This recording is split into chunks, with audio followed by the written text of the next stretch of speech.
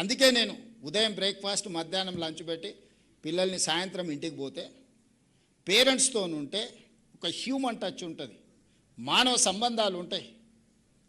తల్లిదండ్రుల పట్ల పిల్లలకు ప్రేమ ఉంటుంది. మా అమ్మ నా కోసం కష్టపడుతుంది, నేను సాయంత్రం ఇంటికి వచ్చే లోపల రొట్టె చేసి పెట్టిందో లేకపోతే మిరపకాయ బజ్జీ చేసి పెట్టిందో అని వాడికి ఒక అటాచ్మెంట్ ఉంటుంది. హోటల్లో తింటూ మోటార్లో వండుకుంటామంటే ఏముంటుంది? Mechanical life. నేను ఆ మధ్యలో ఎప్పుడో నవ్వుకుంటా చెప్పిన పాసింగ్ రిమార్క్ కింద, చిన్నగా ఉన్నప్పుడు పిల్లల్ని మనం హాస్టల్లో చేరుస్తాం, వాళ్ళు పెద్దగా అయినాక మనల్ని ఓల్డ్ ఏజ్ హోమ్లో వాళ్ళు చేస్తారు. ఇంకెక్కడుంది మానవ సంబంధాలు? చదువు పేరు మీదనో లేకపోతే ఆర్థిక పరిస్థితుల్లో పిల్లల్ని తీసుకొని పోయి మనం హాస్టల్లో పెడుతున్నాం. వాడు ఒంటరిగా బతికేది అలవాటు అయ్యి దోస్తులతో తిరిగేది అలవాటు అయినాక ఇంట్లో తల్లిదండ్రులు ఉంటే వానికి విసుగు వస్తుంది. ఏంది పొద్దుపోంది వీళ్ళని తీసుకొని పోయి ఓల్డ్ ఏజ్ హోమ్లో అయిపో అంటున్నాం. సమాజంలో మానవ సంబంధాలు విచ్ఛిన్నమైన తర్వాత ఏ దేశము బలంగా ఉండదు, ఏ కుటుంబము బలంగా ఉండదు. పిల్లలే మన సంపద. ఒకప్పుడు పిల్లలు ఎక్కువ ఉంటే బరువు అనేటోళ్ళు, ఖర్చు అనేటోళ్ళు. ఇప్పుడు పిల్లలు లేని సమాజం అభివృద్ధి లేని దేశాలుగా మారుతూనే మనం చూస్తున్నాం. ఆ పిల్లల బాధ్యతనే తల్లిదండ్రులు ఎంత తీసుకుంటుర్రో. నేను ఎందుకు ఇవి చెప్తున్నా అంటే తల్లిదండ్రుల దగ్గర కూడా ఉండట్లేదు. 90% ఆ పిల్లలు మీతో ఉంటున్నారు. ఇక మీరే పేరెంట్స్గా బిహేవ్ చేయాలి, మీరే ఎల్డర్లీ పర్సన్స్గా వాళ్ళని బిహేవ్ చేయాలి, వాళ్ళకి నేర్పాలి.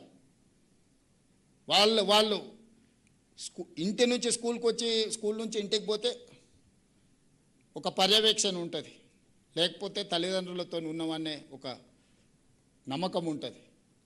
అట్లా కాకుండా పూర్తి సమయం ఇక్కడనే ఉంటే హాలిడేస్ వచ్చినప్పుడు ఎప్పుడో తప్ప మిగతా సమయం అంతా ఆ పిల్లలు మీ దగ్గరనే ఉంటారు.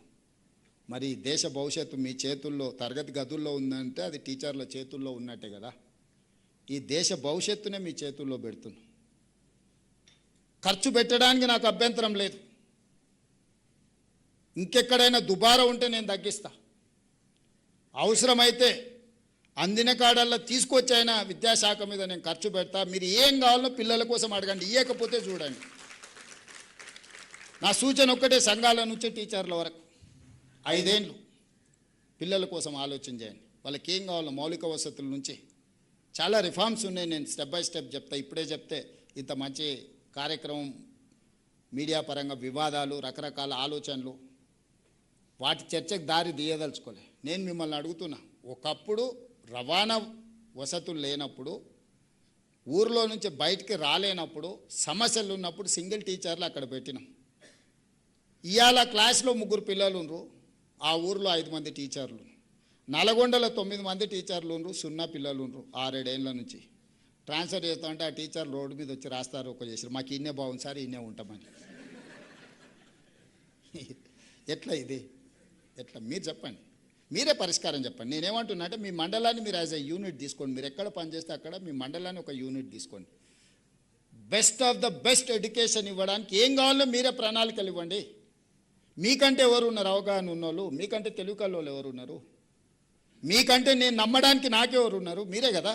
మీరు చెప్పండి మీ మండలానికి ఏం కావాలి. మీ మండలంలో ఉండే ప్రతి పిల్లవాడు ప్రభుత్వ పాఠశాలకు రావాలి, వాడు ప్రయోజకుడు కావాలి. వాడికి ఏం కావాలో మీరు ఈచ్ మండల్ మీరు ఒక కార్యాచరణ ఇవ్వండి. అదే మేనిఫెస్టో. What is manifesto? ఈడ కూర్చొని నేను ఎందుకు, కింద నుంచి మీరు ఇవ్వండి. పైనుంచి నేను ఇచ్చే విధానం ఈ 70 ఏళ్ళు జరిగింది. ఇప్పుడు మార్చండి దీన్ని. 5 ఏళ్ళు మీరు ఇవ్వండి. నెక్స్ట్ అకాడమిక్ ఏం కావాలనో డిసెంబర్ లోపల నాకు సబ్మిట్ చేయండి మండల్ వైజ్. క్లాస్లో 30 మంది, ఇప్పుడు మీరు ఇంతమంది ఉన్నారు కాబట్టి నేను మాట్లాడగలుగుతున్నా ఎఫెక్టివ్గా. నాకు కూడా ఒక కాన్ఫిడెన్స్ ఉంది.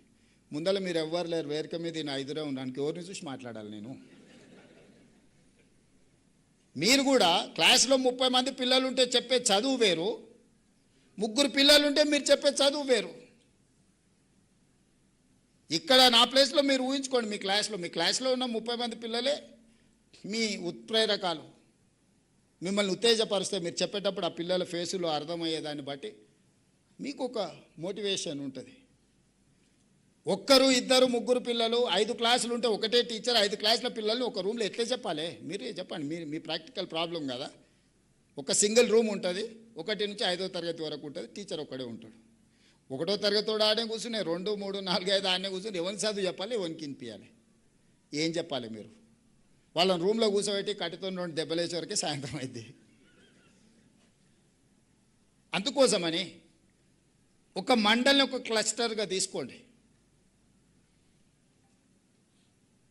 నేను మా ఎడ్యుకేషన్ సెక్రటరీ గారికి నికోలస్కి నేను ఆదేశాలు ఇస్తున్నా.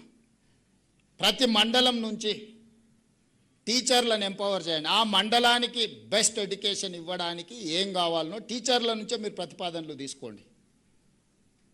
డిసెంబర్ లోపల మీరు అన్ని దగ్గరలోకి వెళ్ళి మండలాలలో వాళ్ళు ఏం ప్రక్షాళన కోరుకుంటున్నారు, ఏం వెసులుబాటు కోరుకుంటున్నారు, ఏం ఇన్ఫ్రాస్ట్రక్చర్ కోరుకుంటుండ్రో డిజైన్ చేయండి. వచ్చే అకాడమిక్ ఇయర్లో అదే ఇంప్లిమెంట్ చేద్దాం. డిసెంబర్లో నాకు వస్తే నాకు ప్రణాళికలు వేసుకోవడానికి ఉంటుంది, అమలు చేయడానికి ఉంటుంది. మీరు ఆలోచన చేసుకోవడానికి ఇక్కడి నుంచి 4 నెలల సమయం ఉంది, 120 రోజులు ఉంది మీకు. మీ మండలంలో ఏం చేస్తే, ఏ రకమైన విద్యను అందిస్తే, ఏ రకమైన మౌలిక వసతులను అందిస్తే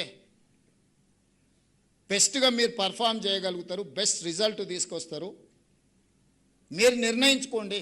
మీకు ఏం కావాలనో చేసే బాధ్యత నాది. నన్ను అడగండి, ఇది నేను ఇట్లా చేస్తే అట్లా చేస్తే దాన్ని ఎట్లా చేయాలనేది వదిలేసేయండి. మీరే చెప్పండి. మీరు చెప్పింది నేనంటే 5 సంవత్సరాలు మీరు ఇచ్చిన సూచనలు mandal wise as a cluster, ఆ మండలంకి ఏం కావాలో మండలం ఉండే టీచర్లు అందరూ కూర్చోండి.